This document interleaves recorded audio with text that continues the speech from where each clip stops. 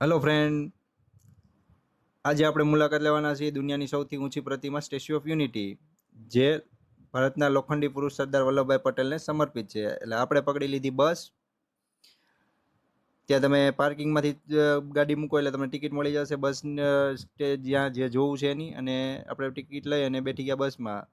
પણ જો ભાઈ, તમને ઉલટી વગેરેનો કાંઈ પ્રોબ્લેમ હોય તો બસ નહીં પકડવાની. ત્યાં રિક્ષા પણ અવેલેબલ છે, કેમ કે બસ હોય છે એસી વાળી અને ફૂલ પેક હોય છે, એટલા માટે.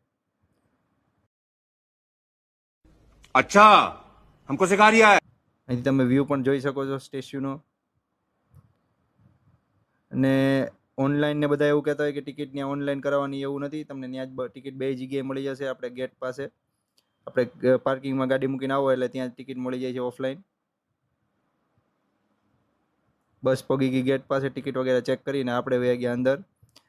અહીંયા ફોટા પાડવાની જગ્યા નથી, ટાઈમ નહોતો એટલે આપણે નહોતા ફોટા પાડ્યા. તડકો હતો એટલે આપણે સીધા નીકળી ગયા આગળ જોવા માટે. પણ તડકોય ફૂલ હતો એટલે હાલીને જવું પડે એમ હતું. તો આપણને એવું થયું કે ભાઈ આગું બહુ હાલવાનું છે. પણ થોડાક આગળ હાલ્યા એટલે આપણને ખબર પડી ગઈ કે આપણે પણ પહેલી વાર હતા એટલે એલિવેટર જોવાઈ ગયા. આપણે બેઠી ગયા, ઊભા રહી ગયા એલિવેટરમાં, એટલે સીધા પોગાડી દીધા ત્યાં. અને ત્યાં ટિકિટ અંદર એન્ટ્રી કરવાની હોય. પછી અંદર જઈને આ વ્યૂ વગેરે જોઈ શકો તમે. ત્યાં ડિસ્પ્લે લગાડેલી છે એક્ટિવિટી માટે, નાના બાળકોને પણ મજા આવે એવું છે. ઉપર કેસુડાનું ફોલ્ડિંગ છે, ઘણી એક્ટિવિટી છે બાળકો માટે. ફોટા, ઘણા ફોટા પાડી શકે એવા પોઈન્ટ વગેરે છે.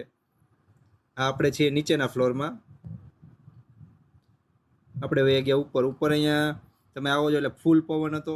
મારી ટોપી પણ ઉડી ગઈ અને પવન પણ ફૂલ હતો. આપણે ત્યાંથી નીચે આવી ગયા. પછી નીચે જઈને આપણે વ્યૂ વગેરે જોયો, ફોટા વગેરે પાડ્યા. અને આપણે બપોરનો ટાઈમ હતો એટલે લાગી ગઈ ભૂખ, એટલે આપણે ગોતવા મળ્યા ત્યાં જમવાનું. એટલે ત્યાં ફૂડ કાઉન્ટર છે, તો આપણે ફૂડ કાઉન્ટર બાજુ રવાના થઈ ગયા.